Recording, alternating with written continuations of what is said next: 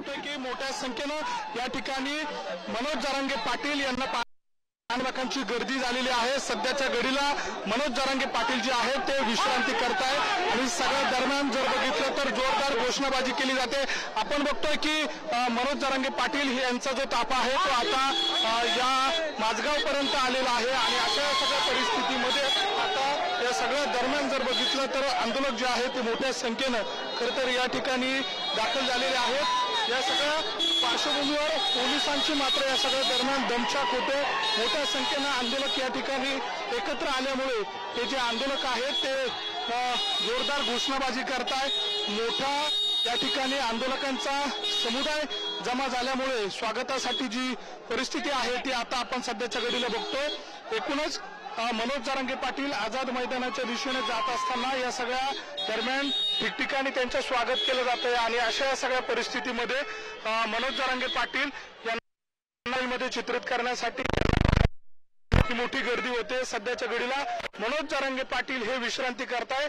आपले video journalist Kunal तांबे हे सध्याच्या घडीला मनोज जरांगे पाटील यांना बघण्यासाठी आलेली गर्दी त्यासोबतच मनोज जरांगे पाटील जे आहे ते विश्रांती घेतानाची थेट दृश्य आपल्याला दाखवतं। अशा या सगळ्या परिस्थितीमध्ये मोठी गर्दी खरं तर या ठिकाणी झालेली आहे। काही वेळातच आझाद मैदानापर्यंत मनोज जरांगे पाटील पोहोचतील आणि त्या सगळ्या पार्श्वभूमीवर या ठिकाणी हलगीच्या तालावर असेल किंवा फटाक्यांची आतषबाजी करत या ठिकाणी जे आंदोलक आहे ते या ठिकाणी जल्लोष करताना आपल्याला पाहायला मिळत आहे।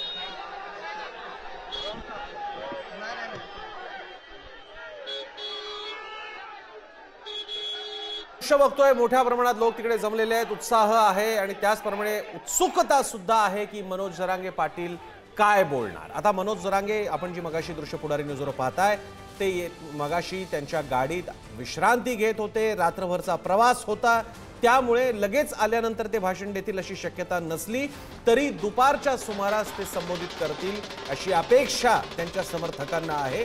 आणि त्याचप्रमाणे जी विविध आपण आता प्रतिक्रिया पाहिल्या त्यातून हे मात्र स्पष्ट होतोय की मराठा आंदोलकांनी संकल्प हाती घेतलेला आहे, आरक्षण मिळाल्याशिवाय मागे फिरतायचं नाही।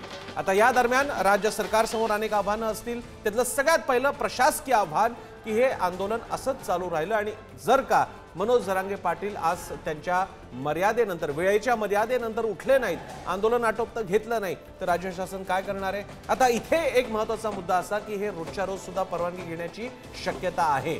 परवानगी जरी एका दिवसासाठी असली तरी ती दुसऱ्या दिवसासाठी घेता येते आणि त्यासाठी नियोजन समिती जरांगेंच्या अखत्यारीतील नियोजन समिती काय नियोजन करणार आहे पाहावं लागेल।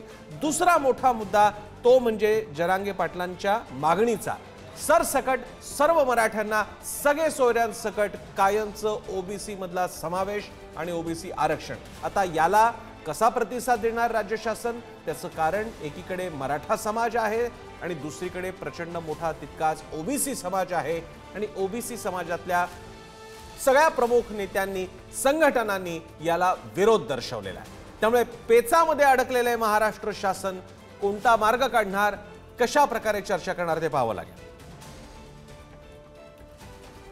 पाटील यांना भेटण्यासाठीची या ठिकाणी गर्दी करताय।